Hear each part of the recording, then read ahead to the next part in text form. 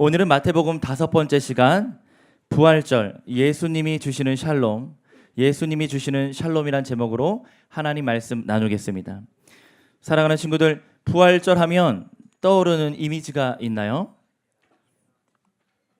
네, 계란이 떠오르죠. 예, 목사님이 오늘 주보의 칼럼에 부활절 계란의 의미가 무엇인지, 그 유래는 어떻게 되었는지, 그곳에는 어떤 성경적 의미도 없지만 왜 교회가 전통적으로 지키게 되었는지 적어놨는데 참고가 되면 좋겠습니다. 목사님, 부활절 하면 떠오르는 이미지, 흰 옷 입은 천사, 또 부활절 계란, 또 십자가, 그리고 빈 무덤. 목사님, 빈 무덤이 생각납니다. 한번 사진을 한번 볼까요? 예루살렘에 가면 다메섹 게이트 밖으로 나가면 가든 텀이라는 곳이 있는데 정원 무덤이에요. 그것은 예수님께서 십자가 못 박혀 돌아가셨다고 생각되는 골고다 언덕, 갈보리 언덕이 있는 곳이고, 그 아래 오늘 본문에서 읽었던 아리마대 사람 부자였던 요셉의 무덤이 있어서 아무도 장사 지내지 않은 새 무덤에 예수님을 장사 지내게 되는 그곳으로 추정되는 장소를 정원 무덤이라고 꾸며놓은 곳이 있습니다. 그곳에 가면 로마서 1장 4절 말씀이 저렇게 적혀 있어요. 성결의 영으로는 죽은 자들 가운데서 부활하사 능력으로 하나님의 아들로 선포되셨으니 곧 우리 주 예수 그리스도시니라. 아멘. 다시 읽을게요. 성결의 영으로는 죽은 자들 가운데서 부활하사 능력으로 하나님의 아들로 선포되셨으니 곧 우리 주 예수 그리스도시나. 아멘. 다음 사진 보면 그것이 꼭 예수님의 무덤 장소였다고는 알 수 없으나, 그러나 그곳에 아마도 예수님의 무덤으로 추정되는 여러 곳 중에 가장 유력한 장소인데, 그 빈 무덤의 입구에 이렇게 써 있습니다. He is not here, for he is risen. 예수님께서 부활하셨기 때문에 그는 여기 계시지 않는다. 열고 들어가면 정말로 바위를 판 무덤, 빈 무덤이 있습니다. 그것이 꼭 예수님의 장사 지냈던 그 무덤이라 할 수 없겠지만, 우리가 만약 예수님께서 누우셨던 그 무덤에 찾아가 본다면 이미 주님 부활하셔서 우리가 빈 무덤만 볼 수 있겠죠. 오늘 말씀을 간결하게 나누려고 합니다. 왜냐하면 우리가 지금까지 신앙생활하면서 매년마다 이 봄이 되면 고난주간과 부활절을 맞아 그리스도의 십자가 부활을 늘 기억하고 예배하였기에 부활절은 어쩌면 우리에게 익숙한 말씀일 겁니다. 예수를 체포하여서 빌라도에게 넘겨주고 당시 유대의 5번째 총독으로 임명되어 가이사랴 빌립보에서 통치하고 있었던 이 빌라도가 6월절 명절을 맞아 예루살렘으로 내려와서 예루살렘에서 밀란이 날까 소요가 날까 주시하고 있을 때 갈릴리의 한 청년 예수가 많은 백성들의 환영 속에 예루살렘에 입성했지만, 그러나 대제사장들과 서기관들, 많은 장로들과 그리고 민중들의 바뀐 마음으로 그를 십자가에 못 박아 죽이라는 그런 고발을 듣고 빌라도의 법정 앞에서 죄가 없지만 밀란과 소요를 두려워했던 빌라도는 민중들의 요구에 부합하여 십자가 사형을 언도하게 되지요. 총독이 물어 이르되 예수께 이렇게 묻습니다. 네가 유대인의 왕이냐? 예수님께서는 네가 말하였다. 네 말이 옳다 말씀하시면서 예수님 자신이 하나님 나라의 왕으로, 이스라엘의 왕으로, 유대인의 왕으로, 그리고 우리가 살고 있는 이 세상에 하나님 나라의 왕으로 오셨음을 선포하십니다. 대제사장들과 장로들에게 고발을 당하되 예수님께서는 아무 대답도 하지 않으셨어요. 신문하는 과정에서 한마디도 변명하거나 변론하지 않고 한마디도 대답하지 않으니까 총독이 크게 놀라워하더라고 오늘 마태복음 적고 있습니다. 그것은 이사야 선지자가 메시아가 오셔서 고난받는 종의 모습으로 이 땅에 오실 것인데, 그는 고난받는 과정에서 신문받고 항변해야 될 그 시간에 한마디도 하지 않을 거라고 예언했는데 그 말씀이 그대로 성취되면서 고난받는 종의 모습으로 예수님 오신 것이죠. 이사야서 53장을 찾아보겠습니다. 이사야서 53장, 이사야서 53장 4절부터 7절까지 우리 4절의 말씀을 우리 한 목소리로 읽겠습니다. 이사야서 53장 4절입니다. 시작. 그는 실로 우리의 질고를 지고 우리의 슬픔을 당하였거늘 우리는 생각하기를 그는 징벌을 받아 하나님께 맞으며 고난을 당한다 하였노라. 그가 찔림은 우리의 허물 때문이요 그가 상함은 우리의 죄악 때문이라. 그가 징계를 받음으로 우리는 평화를 누리고 그가 채찍에 맞음으로 우리는 나음을 받았도다. 우리는 다 양 같아서 그릇 행하여 각기 제 길로 갔거늘 여호와께서는 우리 모두의 죄악을 그에게 담당시키셨도다. 그가 곤욕을 당하여 괴로울 때에도 그의 입을 열지 아니하였으며 마치 도수장으로 끌려가는 어린 양과 털 깎는 자 앞에서 잠잠한 양같이 그의 입을 열지 아니하였도다. 아멘. 예수님께서 세상 죄를 지고 가는 한 마리 어린 양으로 이 땅에 오셔서 십자가 위에 죽으시기까지 순환받고 고난받고 신문받고 고통 중에 있을 때 한마디도 자신을 위해 변명하거나 변론하지 않고 묵묵히 하나님께서 허락하신 십자가의 길을 감당하셨습니다. 많은 군병들이 예수를 희롱합니다. 옷을 벗기고 홍포를 입혔다가 가시관을 머리에 씌웠다가 갈대로 때렸다가 네가 유대인의 왕이냐? 네가 이스라엘의 왕이냐? 그렇게 예수님을 희롱합니다. 지나가던 행인들이 침 뱉고 성전을 사흘 만에 헐었다가 다시 짓는 사람이요 그렇게 비아냥거립니다. 예수님의 옷을 벗겨서 제비 뽑아 나눠 갖고 그를 채찍질하고 결국에 십자가에 못 박아 골고다 언덕 위에 세웁니다. 27장 45절에 보니까 제 6시로부터 온 땅에 어둠이 임하여 제 9시까지 계속되었다고 하는데 이 당시에 제 6시라 함은 낮 정오 12시를 말합니다. 가장 환하게 가장 태양빛이 뜨겁고 밝은 그 정오 낮 12시 제 6시에 예수님께서 십자가에 달려 세워지셨던 그 시각에 온 땅에 어둠이 임합니다. 예수님께서는 이 땅에 흑암에 앉은 백성에게 빛으로 오셨고 사망의 땅과 그늘에 앉은 자들에게 큰 빛이 비치는 그 빛 되시고 진리 되시고 생명 되신 존재로 오셨는데 예수님 빛 되신 예수님이 십자가에 달리셔 죽는 그 순간 온 땅에 어둠이 임합니다.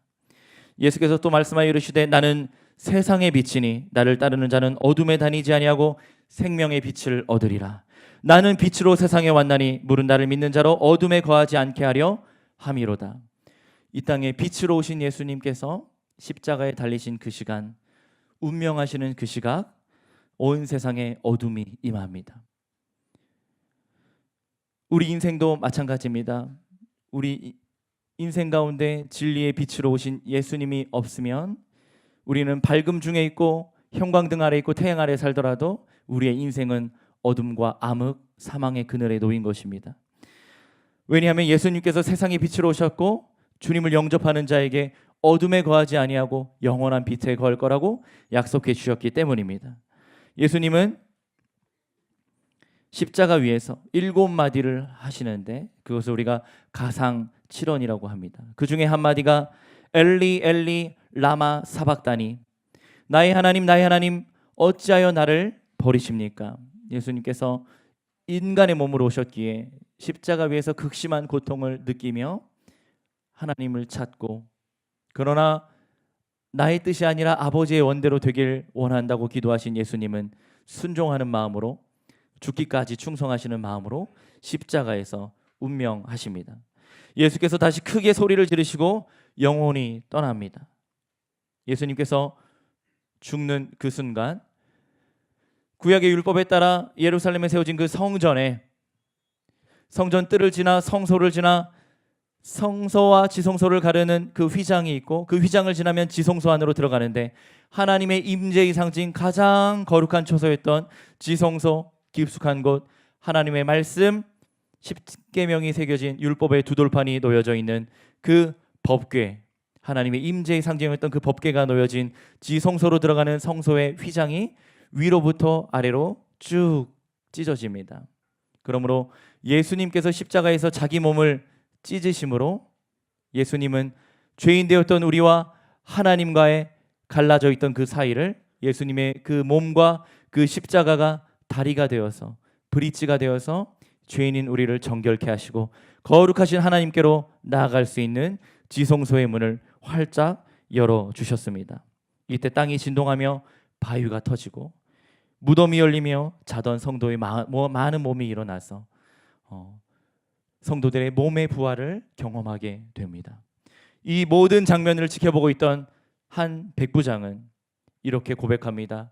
그는 유대인도 아니었고 로마의 시민으로, 로마의 백부장의 신분으로, 군인으로 식민지였던 이스라엘에서, 유대 땅에서 근무하고 있었던 이 이방인 백부장이 그의 입술을 열어 이렇게 고백합니다. 이는 진실로 하나님의 아들이었도다. 예수님을 따르던 3년간 제자 훈련을 받으면서 예수님을 곁에서 따라했던 베드로는 예수님을 3번이나 부인하고 떠났고 도망갔고, 가룟 유다는 예수님을 배신하고 예수님을 은30에 팔고 목매어 자살하고 끝나는데, 나머지 10명의 제자들도 어디 있는지 찾아볼 수가 없고 예수님 곁을 다 떠나 있는 그 시간에 이방인이었고 로마 식민지 유대 땅을 통치하는 군사로 와서, 백부장의 신분으로 와서 있었던 그 이방인이 입술 열어 이는 진실로 하나님의 아들이었다고 예수님의 십자가 죽으심과 그 모든 장면들을 보고 그렇게 고백합니다. 예수를 섬기며 갈릴리에서부터 따라왔던 많은 여자들이 있었습니다. 막달라 마리아, 또 세베대의 아들들의 어머니, 또 야고보와 요셉의 어머니였던 마리아, 이름이 나오지 않는 막달라와 마리아, 또 마리아와 마르다, 수많은 여제자들이 있었는데 여자들이 예수님 곁에서 죽으심을 목격하고 또 장사 지낼 때까지 함께 머물게 됩니다. 예수님의 근친에 따라섰던 가장 가까웠던 제자들은 다 도망가는데 이방인이었던 백부장은 예수님을 고백하고, 그리고 당시에는 한 사람의 인격으로 인정받지 못하고 인구의 수에도 계수하지 않았던 여자, 법정에서 증인으로 채택되지 않았던 여자들을 통해서 예수님의 죽으심과 부활하심을 제일 먼저 목격하게 하십니다. 그것은 우리 주님의 십자가 부활의 복음이 단지 유대인들이나 몇 사람들에게 한정된 것이 아니라 세계 열방을 향해, 이방을 향해 강한 자나 약자나 부한 자나 가난한 자나 온 시대와 세대를 넘어서 온 열방을 향해, 이방을 향해 주의 복음이 선포되고 있음을 잘 보여주고 있는 말씀입니다. 아리마다의 부자 요셉은 예수님의 또 다른 숨겨진 제자였는데 그가 빌라도 총독에게 요청하여 예수님의 시체를 받아 자기 가문의 묘, 아직 한 사람도 매장하지 않은 새 무덤에 예수님을 장사 지냅니다. 예수님께서 죽기 전에 3일 후에 부활하리라 부활하리라 말씀하셨기 때문에 대제사장들과 서기관들, 장로들은 예수님의 제자들이 예수의 시체를 가져다가 부활했다고 거짓말할 수 있으니까 경비병들을 시켜 삼엄하게 경비하도록 합니다. 경비병이 무덤을 지키니 그 이튿날은 준비일 다음 날이라, 바로 안식일 토요일 날 하루 종일 병사들이 예수님의 무덤을 지키지요. 28장에 오면 안식일 토요일이 다 지나고 안식 후 첫날, 바로 오늘 이 주일에 일요일 아침 새벽에 막달라 마리아와 다른 마리아가 무덤에 나갔는데 그때 큰 지진이 나며 주의 천사가 하늘로부터 내려와 돌을 굴려내고 그 위에 앉아 있습니다. 그 옷이 마치 눈같이 하얗고 찬란한 의상을 입었다고 성경은 묘사하는데, 지키던 자들은 천사를 보고 다 무서워 떨며 죽은 사람같이 기절해 있을 때 천사가 여자들에게 말합니다. 너희는 무서워하지 말라.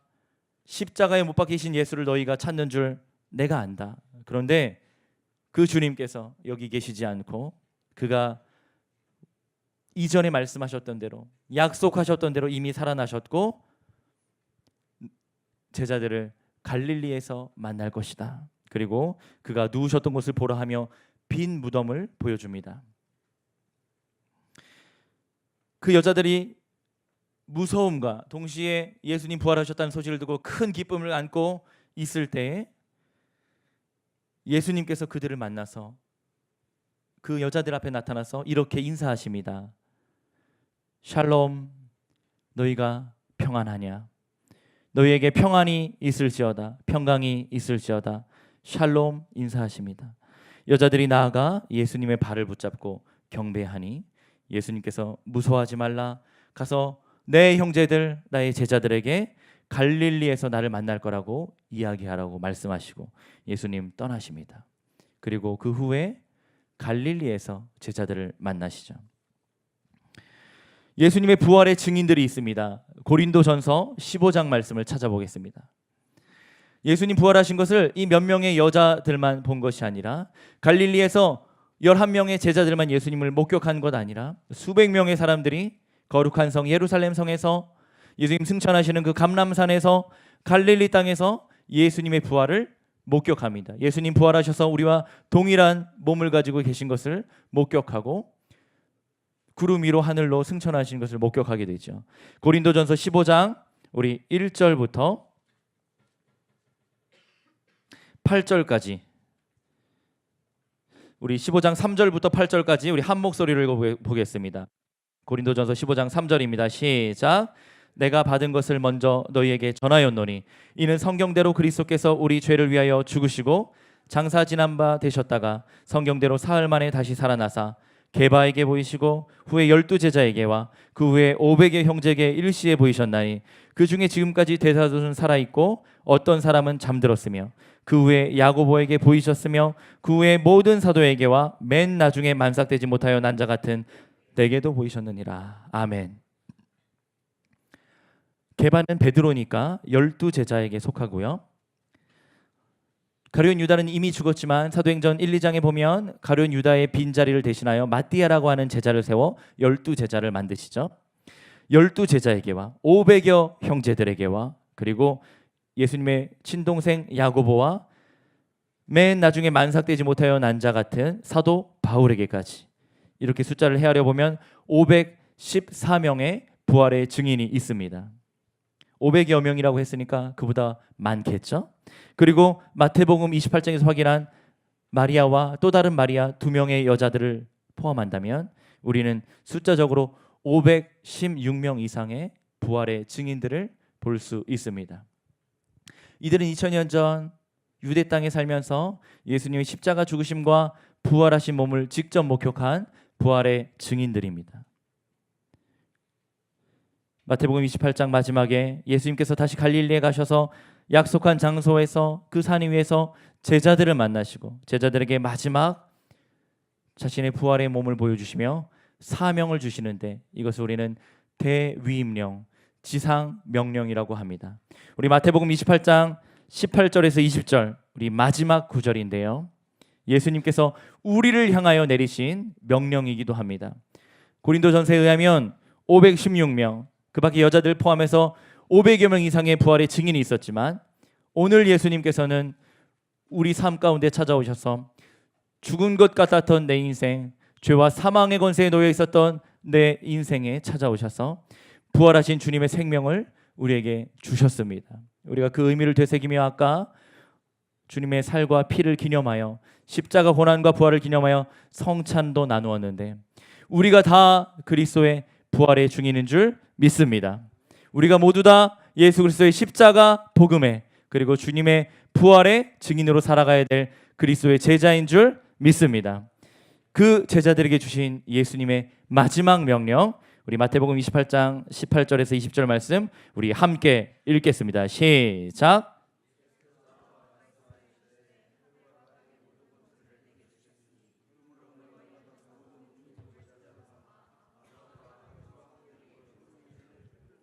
내가 너희에게 분부한 모든 것을 가르쳐 지키게 하라. 볼지어다 내가 세상 끝날까지 너희와 항상 함께 있으리라 하시니라. 아멘. 사도행전 2장에 가보니까 미리 본고로 그리스도의 부활을 말하되 그가 음부에 버림이 되지 않고 그의 육신이 썩음을 당하지 아니하시리라 하더니 이 예수를 하나님이 살리신지라. 우리가 다 이 일의 증인이라. 사랑하는 고등부 친구들, 누가 부활하신 주님의 증인입니까? 바로 우리가 부활하신 주님의 증인입니다. 목사님이 지난주에 주보에다가 10 운동을 실천을 하면서 식기도를 하자고, 학교에서 점심에 급식판을 놓고 10초 식기도 하자고 그렇게 권면했는데, 우리 많은 친구들이 목사님에게 카톡으로 식기도 인증샷을 보내줬어요. 그래서 그 중에 몇 장을 주보에 실어 보았습니다.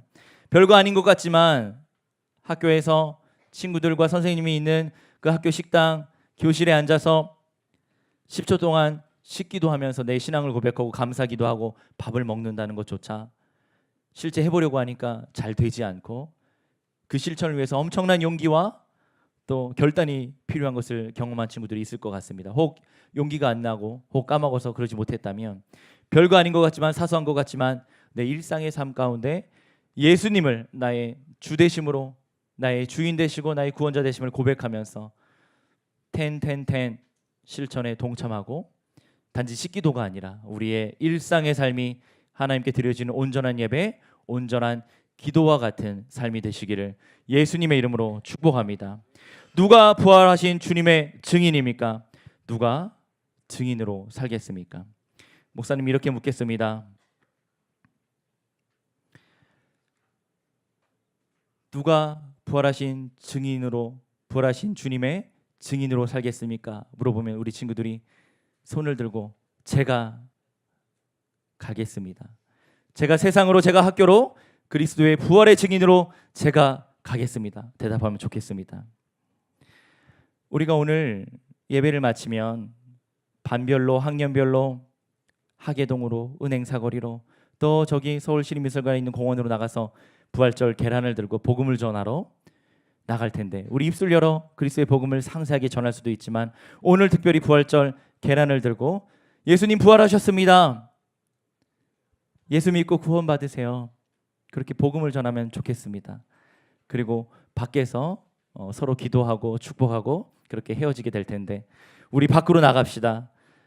오늘 계란 들고 밖에 나가 전도하는 것뿐만 아니라 우리 사랑하는 고등부 친구들의 앞으로 펼쳐질 인생이, 고등학교 3년의 생활, 대학과 직장 생활, 일평생의 삶 동안 부활하신 예수 그리스도의 복음의 증인으로 살기를 간절히 축복합니다. 제가 묻겠습니다. 대답해 보십시오. 누가 부활하신 주님의 증인으로 살겠습니까? 누가 예수 그리스도의 복음을 들고 학교로, 세상으로 가겠습니까? 다시 한번 묻겠습니다. 손을 들고 자리에서 일어나면서 제가 가겠습니다 고백하면 좋겠습니다. 누가 부활하신 주님의 증인으로 살겠습니까? 누가 그리스도의 복음을 들고 세상으로, 학교로 나아가 주님의 증인으로 나가겠습니까? 반주해 주세요. 예수 예수. 자리에서 일어나야 돼. 다 자리에 앉아. NG. 목사님 지금 막 눈물이 날라 그랬는데 다시 들어갔어. 자, 우리 1, 2, 3학년 친구들, 우리 선생님들 동일한 마음으로 고백하면서 부활하신 주님께 우리의 신앙을 고백을 드렸으면 좋겠습니다. 누가 학교로, 누가 세상으로 나가 예수 그리스도의 복음의 증인으로 살겠습니까? 누가 가겠습니까? 누가 가겠습니까? 우리 부활하신 주님을 찬양합시다. 예수 예수.